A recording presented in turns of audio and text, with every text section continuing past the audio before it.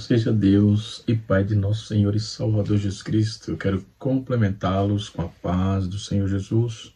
Louvar a Deus pela vida de todos os inscritos aqui do canal Rascunho DBD. Nesta oportunidade estaremos comentando a lição de número 7 da classe dos jovens. Estamos estudando um assunto muito interessante. Estamos estudando a carta de Tiago, na classe dos jovens, e nesta oportunidade estaremos estudando um assunto muito palpitante, e muito instrutivo, um assunto muito instrutivo que realmente é necessário para os nossos dias, tá certo? Nós temos aí a incumbência. O canal Rascunho DBD foi criado com esse propósito, com esse objetivo, de toda semana postar aqui 2 vídeos nessa plataforma abençoada, o YouTube, tá certo? Se você está passando aqui pela primeira vez e ainda não é inscrito, se inscreva no nosso canal. Se você já é inscrito, ative o sininho e deixe o seu like, tá bom? Mas se quiser comentar, fique à vontade, vamos estar interagindo contigo no nome de Jesus, tá certo? Nós, nessa oportunidade, na lição de número 7, aliás, nós estamos estudando, o tema geral é a verdadeira religião, um convite à autenticidade na carta de Tiago, Tiago, irmão do Senhor. Já trouxemos todo o spoiler, todo esclarecimento sobre essa demanda, E vamos observar hoje sobre os benefícios da sabedoria, a problemática do tolo, o que é sábio e o que é sabido. Saber, sabedoria e sábio. Essas e outras questões dentro desse tema estaremos tratando aqui e agora. Tá? Então hoje a lição de número 7 vai estar tratando, estaremos aprendendo ela no próximo domingo, dia 16, a autenticidade e sabedoria. O texto diz em Provérbios capítulo 9, verso 10, assim: o temor do Senhor é o princípio da sabedoria, e a ciência do santo a prudência. Então, ser sábio e ser cientista para a santidade é ser prudente. A verdadeira sabedoria, proveniente de Deus, é comprovada por boas obras e promove paz e justiça. Não existe uma sabedoria que venha de Deus que seja perturbadora. Não adianta ser sábio e ser perturbador, que ninguém quer ficar por perto, mentiroso, articulador, ardiloso, articulando o mal para a vida das pessoas, tá certo? E nesta oportunidade nós vamos estar, a nossa lição está pautada no texto bíblico, no livro de Tiago, no seu capítulo 3, versículo 18 capítulo 3, versículo 13 a 18, Nós vamos encontrar aqui algumas frases, como no caso a palavra zelo, no versículo 14, que diz assim: mas se tendes amarga inveja e sentimento faccioso em vosso coração, não vos glorieis, nem mentais contra a verdade. O texto no versículo 13 diz assim: quem dentre vós é sábio e inteligente? Eis a pergunta. Mostre pelo seu bom trato e suas obras em mansidão de sabedoria. Então, não é ficar falando, não é ficar se esnobando, não é ficar se engrandecendo, é mostrar com o trato, com as obras, com a mansidão, E no versículo 14, mas se tendes amarga inveja, sentimento faccioso em vosso coração, não vos gloriei, nem mentais contra a verdade. No versículo 15 diz assim: esta não é a sabedoria que vem do alto, mas é terrena, animal e diabólica. Porque onde há inveja e espírito faccioso, e ainda a perturbação, e toda obra é perversa. Ou melhor, se há espírito faccioso e ainda há perturbação, toda obra é perversa. Mas a sabedoria que vem do alto é primeiramente pura, depois pacífica, moderada, tratável, cheia de misericórdia e de bons frutos, sem parcialidade e sem hipocrisia. No verso de número 18 está escrito: ora, o fruto da justiça semeia-se na paz, para os que exercitam a paz. Tá certo? Isso o Tiago está instruindo dentro dessa proposta, né? Mas o que é sabedoria, propriamente dito? Sabido, por exemplo, é aquele que é conhecedor, versado, que tem conhecimento público. Já o sábio é alguém que tem muito conhecimento, que é sensato e é prudente. Então, essa é a diferença básica, né, desses dois termos, né? E a sabedoria? A sabedoria é a prática da inteligência, da prudência, né? É você praticar isso. Nós temos aqui alguns termos relativos à sabedoria, e nós vamos ver a palavra shomak, também é transliterada como romak, é habilidade, destreza. Isso vamos ver aí no capítulo 28, versículo 3 de Êxodo, bem como em Êxodo 31, 6, né? A habilidade mais elevada do raciocínio, prudência e inteligência, né? Depois nós vamos ver a palavra sakal, que é ser prudente, ser circunspecto, né? E a palavra tshuya, que é retidão, bom conselho, compreensão, né? A palavra binar, compreensão, introspecção, inteligência. A palavra sofia, que é propriamente dessa questão de sabedoria, que é uma palavra grega que aparece no Novo Testamento, ela é uma palavra geral para todo tipo de sabedoria, divina e humana. Então, sofia é a palavra sabedoria. Lucas capítulo 1, versículo 17, Lucas 11, versículo 31 e 39, e Atos capítulo 3, capítulo 6, versículo 3, versículo 10, Romanos capítulo 11, versículo 31, 1 Coríntios capítulo 1, versículo 17 e 19, Efésios capítulo número 1, versículo 8 e versículo 17, Tiago capítulo 1, versículo 5, Tiago 3, 13, que é o que nós estamos lendo, né? Tiago 3, 15, 17, e assim sucessivamente. A característica geral da sabedoria ter sabedoria é pensar bem e agir bem em qualquer empreendimento realizado, seja secular ou seja espiritual. Deus é a principal fonte do bom pensamento, de toda boa realização, pois o seu Espírito vive no homem e é expresso nele e conduz ao caminho. Nós vamos observar que o Criador permanece com a sua criação, orientando, dando recompensa e até mesmo punindo, né? Trazendo contraste em si, dentro desse contexto geral, tá certo? E observando todo esse contexto, nós vamos ver que a sabedoria, a maior fonte de toda a sabedoria, o Rei eterno, imortal, invisível, é o único Deus. Ele é a fonte de toda a sabedoria, conforme vamos ver em 1 Timóteo, capítulo de número 1, versículo 17. O Deus, o único Deus, Senhor. Judas 25. Nós sabemos que Judas só tem um capítulo, né? O teísmo bíblico, ele apresenta Deus como um dono da qualidade humana mais nobre em grau infinito.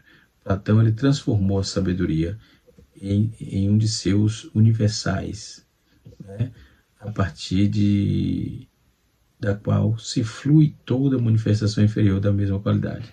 Isso está em consonância com o pensamento bíblico, né? A sabedoria é atribuída à deidade, né?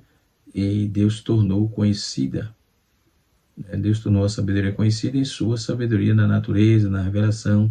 Ele abre a instituição humana com um homem bem piedoso e esteve em busca do caminho mais alto, né?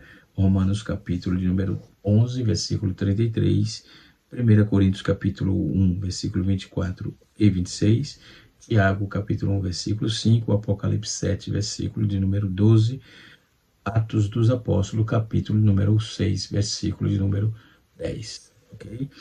Então, nós vamos observar a unidade dentro da verdade. Os patriarcas da igreja primitiva, por exemplo, particularmente aquelas da igreja oriental, foram influenciados pela filosofia grega e descreveram toda a verdade como a única unidade rígida e divinamente. Deus é a fonte da sabedoria, é encontrar em todos os ramos de conhecimento, e o objetivo real de todo conhecimento significa o mesmo chamado conhecimento secular.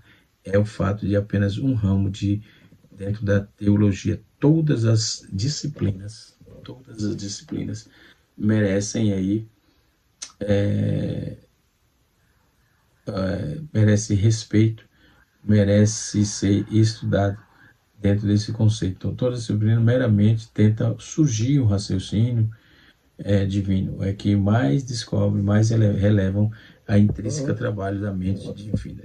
Se estudos biologia descubra aí tudo em pequenos, em um grau pequeno, como Deus operou nas coisas vivas. Se estudos matemáticos descubram com um pouco como sobre o grande matemático, Deus é o grande intelecto, né? E Deus, eu sou o intelecto pequeno, recortado, né? Mas Deus é o grande intelecto, o grande mentor intelectual daqueles que o buscam e do ser humano por completo, né?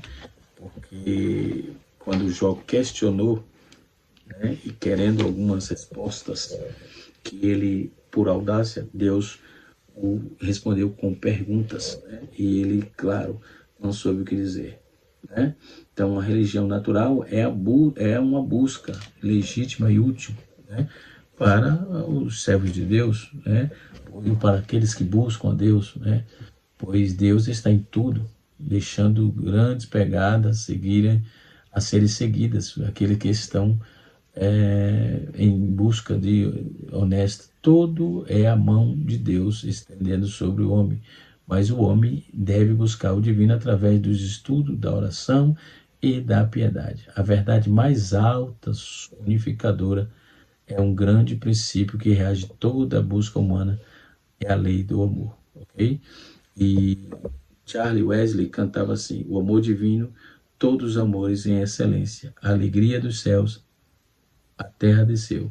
Coloque em nós sua habitação humilde, todas as suas misericórdias fiéis coroe, né?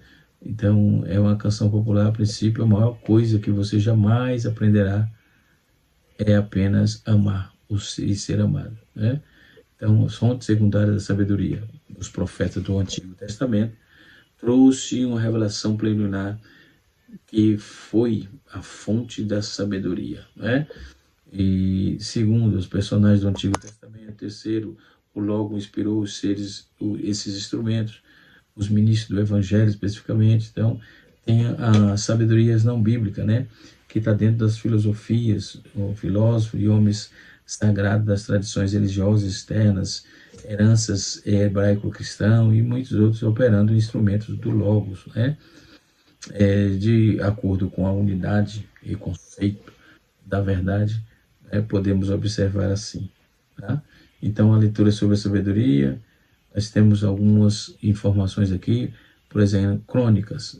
Todos os salmos são composição literária de sabedoria. Há 18 classificações dos salmos, uma das quais os salmos 19, 104, 147 são notáveis salmos de sabedoria. O Provérbio é o principal livro da sabedoria do Antigo Testamento, né?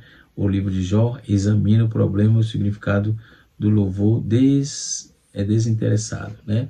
O louvor de Deus que não promete nenhuma promessa à pessoa fiel. Conceito errôneo através disso. O voluntarismo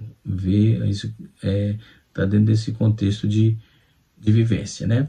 Já o Jó é um livro único que examina com maior profundidade o problema do mal. Então, Eclesiastes é um tipo de livro, por exemplo, anti-sabedoria, que acaba por informando que busca sabedoria é inútil, é fútil, né? Sim, o homem bem alto, bem mais alto, é simbómo, quer dizer bem mais alto, né? E assim sucessivamente. A canônica e agora a não canônica. Sabedoria não canônica, temos Eclesiastes, sabedoria, temos filosofia, né? Tudo isso está dentro dessa questão não canônica, tá certo? Então, agora, partindo para a nossa lição propriamente dita, a sabedoria autêntica é demonstrada mediante as boas ações.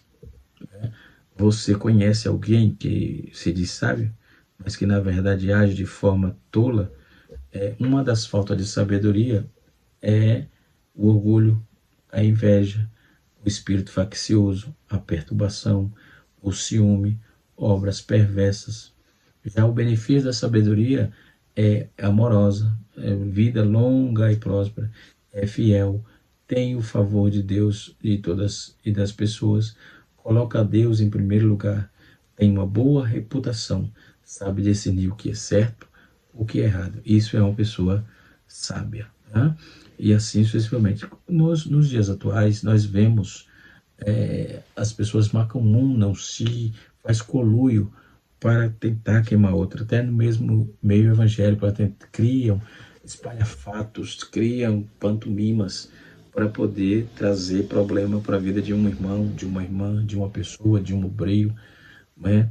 Exceto se esse obreiro der lugar, mas fora disso, isso é artimanha do Satanás, do inimigo das nossas almas. Infelizmente, existem pessoas, por isso Tiago faz a seguinte pergunta: quem entre vós é sábio e inteligente? Logo em seguida, ele afirma: mostre pelo seu bom trato. É a leitura bíblica de Tiago, está exposta aqui. E suas obras de mansidão e sabedoria. Então, aprendemos aqui, a verdadeira sabedoria não se limita ao conhecimento intelectual, mas é demonstrada por meio de boas ações, né? Então, a sabedoria pode ser medida pelo caráter de uma pessoa, né? Ser medida pelo caráter de uma pessoa, assim como também é possível identificar uma árvore pelo seu fruto. Então, é possível avaliar a inteligência de alguém pela maneira de como age, né? A sabedoria, a inteligência são sinônimos aí desse texto referindo-se à capacidade de viver bem, né?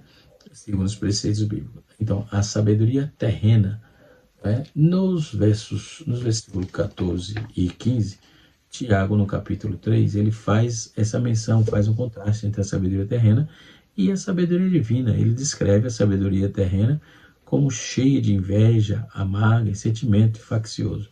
Logo, ela não procede de Deus, mas é humana, é diabólica. Esse tipo de conhecimento leva à desordem e o caos, né? O apóstolo Paulo diz claramente: Deus não é Deus de confusão.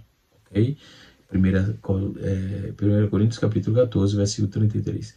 Tiago ainda reforça dentro desse ensino, confirmando aí de onde vem a inveja, né? Onde há inveja, as disputas, Deus não está presente. Nesses dias odiernos é o que vemos: gente disputando espaço, gente querendo ser maior que outro, né? E muitos querendo ainda fazer desfile de moda na igreja para tentar ostentar. Isso não agrada a Deus. Você está fazendo para o seu bel prazer, mas Deus não está nem aí com você, tá certo? E por certo, Deus está interessado na vida daqueles que buscam com sabedoria, né?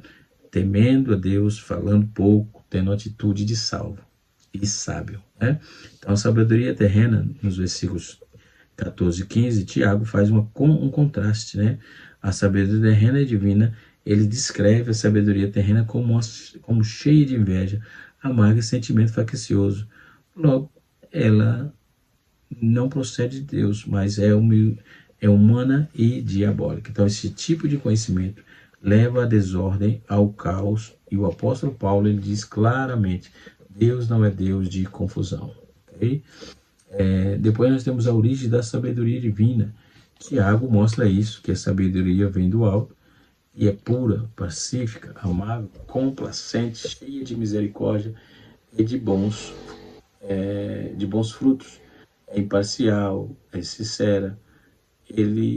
Ela não tem origem em Deus. Ela reflete seu caráter santo e amoroso. Então não podemos atrelar a sabedoria que vem do alto, de Deus, como o futuro do Espírito que Paulo apresenta aí em Gálatas capítulo 5, versículo 22, tá certo? Depois nós temos o tópico número 2, que é o fruto da sabedoria autêntica. Né? Ora, o fruto da justiça semeia-se em paz.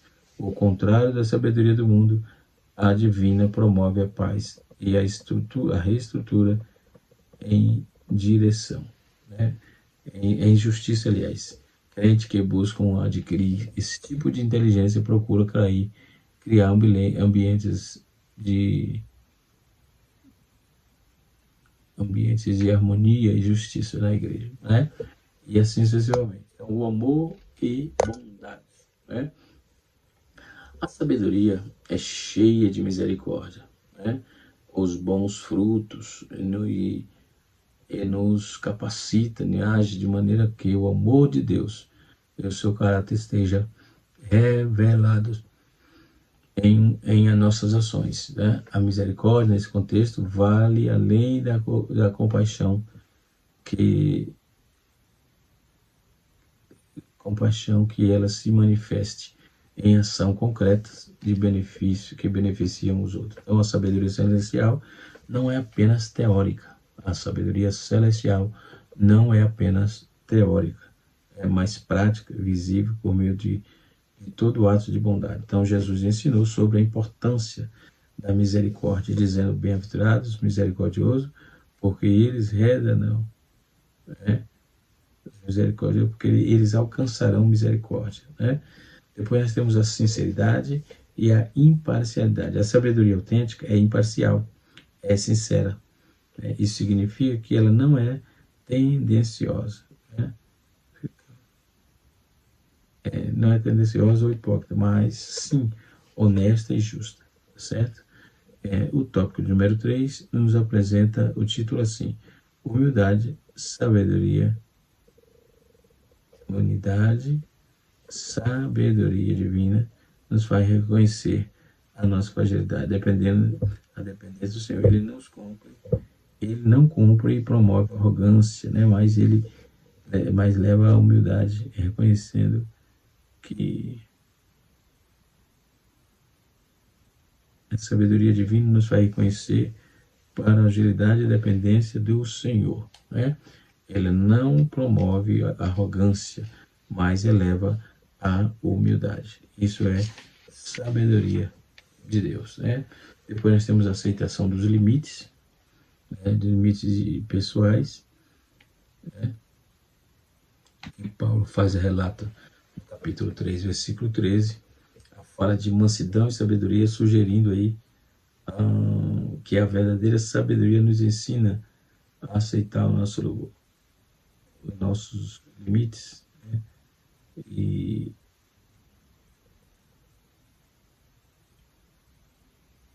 aí nós temos aqui a maneira modesta, né? Isto avalia a arrogância, evita a arrogância, né? E nos leva aí a uma vida de modo mais equilibrado. Depois nós temos a dependência de Deus, aquele que é sábio, reconhece a sua dependência do Criador em todas as áreas da sua vida. Quem realmente vive, né, de forma inteligente, busca orientação divina antes de tomar qualquer decisão. E assim desenvolve um relacionamento íntimo com o cliente, conforme está um relacionamento íntimo com Deus. Que cliente, né? Com Deus, né? E assim sucessivamente. Então, observando todo esse contexto, nós podemos ver o tanto que a misericórdia de Deus tem sido grande, né, para conosco. E nós vemos aí essas muitas conversas de vida, muitos segredos para queimar outros, né? Então, a habilidade da sabedoria vem do alto, né? O reconhecimento da fragilidade, a sabedoria divina nos faz reconhecer as nossas fragilidades, dependências do Senhor. Ela não promove a arrogância, mas eleva a humildade, reconhecendo aí que todo conhecimento e habilidade vem do alto, do eterno. Como criaturas somos finitos e falíveis, suscetíveis ao erro, ilimitados entre tantos o Deus onipotente, onisciente, onipresente e perfeito. Vão, tal verdade nos leva à postura de humildade e reverência. Okay? E podemos observar que no tópico de número 3 tem a aceitação dos seus limites pessoais. O Tiago fala sobre mansidão, de sabedoria, sugerindo que a verdadeira sabedoria nos ensina a aceitar o vosso limite e assim sucessivamente, né? Depois tem a dependência de Deus, né? Ser dependente de Deus é ser cuidado estritamente pelo Senhor, né? É claro que tem os nossos esforços, tem o nosso dia a dia, mas o Senhor pondo as mãos, a coisa flui, né? A coisa sai da mesmice e vai para um patamar de engrandecimento do nome do nosso Senhor e Salvador Jesus, né? Frutos da sabedoria autêntica: paz e justiça, né? Amor, bondade, sabedoria celestial, né? E sabedoria e imparcialidade. Sabedoria e imparcialidade. A sabedoria autêntica e imparcial, né, que significa a sinceridade, a imparcialidade, não é tendenciosa ou hipócrita, mas sim honesta e justa em todas as circunstâncias. Isso é a sabedoria que provém do Pai das Luzes, né? Que não há sombra de dúvida e nem de variação. Né? Então, quando vamos dar uma olhada em todo o comentarista, Douglas Moo traz uma visão interessante, né? Dentro de um contexto daqueles dias, né? A ideia fim desvejo de madrugada, desejo de egoísta, arrogância. Então nós vamos observar que descreve a atitude pecaminosa e coloca um contraste entre a sabedoria que desde lá, do alto. Então o segundo parágrafo descreve o efeito dessa atitude: guerras e contendas, homicídios, orações sem resposta, conforme havíamos afirmado que todas as divisões se lembra e até mesmo pode ter se baseado numa tradição oral helênico-judaica que remonta aí os males sociais, a inveja, né? Zelos, a cobiça fótonos, e particularmente a próxima ao ensino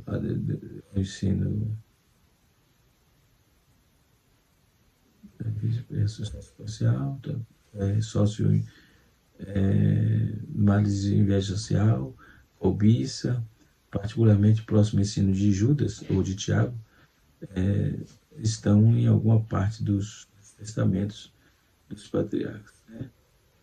E assim sucessivamente, sendo uma nota conhecida pelo leitor, né? Então a pergunta que abre essa decisão: quem entre vós é sábio e entendido, né? É de fato um desafio. É um desafio. Porque a pergunta foi essa: se você se diz sábio, demonstra sua sabedoria pelas obras, que é verdadeira sabedoria. Produz muitos comentaristas acham que a pergunta de Tiago dirige-se excepcionalmente a mestres mencionados no versículo 1, mas nem sofos, quer dizer, sábio, ou pessoas aplicadas, sábias, enfim, epistemon, no caso, que é instruído, cheio de entendimento, são aplicadas aí foi aplicada aí uma vez que a referência às qualidades dos líderes deve possuir, mas não também é duplicado em todo Israel, né? Aplica-se aos profetas, está claro que Tiago considera a sabedoria uma virtude à disposição de todos e mesmo realmente dirige e mostrar o mestre mais realmente que se dirige ao mestre, mas aquele que que queriam se tornar mestres. Portanto, a exortação de Tiago é melhor compreendida como se fosse dirigida a todos os crentes em geral, mas especialmente aqueles que se orgulham de si, seu conhecimento superior. Conforme Debelius destaca aí na exortação de Tiago, a pessoa sábia parece desejada pelo fato de ele combinar com suas ideias, né? E assim, a primeira ideia dá-se ao fato da forte lembrança no exterior anterior, na exigência anterior de Tiago, no sentido em que a fé se manifesta em obras, né? Então, o Tiago, ele traz aqui uma visão bem abrangente desse contexto, tá certo? Que Deus nos ajude. A Bíblia diz que quem quer sabedoria, peça a Deus. Canal Rascunho DVD, ensinando para transformar vidas.